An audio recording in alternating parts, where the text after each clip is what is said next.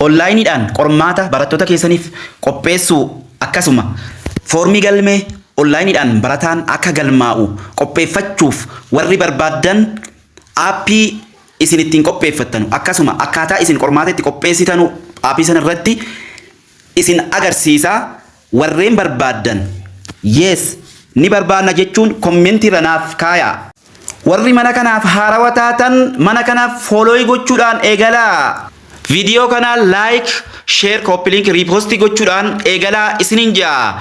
Keessattuu yoo barsiisaa taate barsiisaa kilaasii haa ta'u ka onlaayinii haa ta'u keessattuu immoo warri onlaayinii barsiiftan jechuudha. Aappiin kun barataa keessan jabeessuuf akkasuma hedduus hin fayyada. Barattoonni illee wal jajjabeessuuf irratti daladdanii jechuudha. Waan barattan bifa qormaataatiin ka tokko tokko nagarree jechuudha. Abbuma qormaata qopheesse sana malee deebisaa tokko ka tokko arguu hin dandeenye. Aappii akkaan ajaa'ibsiisaadha jechuudha.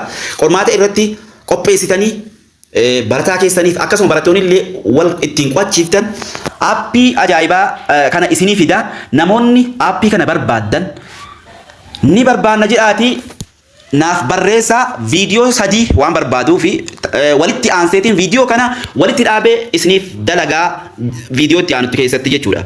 Kanaaf warreen barbaadan viidiyoo kana gaa akka nama hunda bira gahuuf like, share, copy link gochuudhaan hamilee natti godhaa isiniin jedhaa. Aappii sana akkaataa itti fayyadamasaa bakka isin buufattan akkaataa isin ammallee itti fayyadamtan akkaataa itti daladdanii foormii illee itti qopheessitanii barataa keessan illee onlaayiniidhaan galmeessitan akkasuma qormaata illee itti qopheessitan qabxii barataa illee akkaataa itti daladdan kana isinii fida insha Allah rabbi jedhe.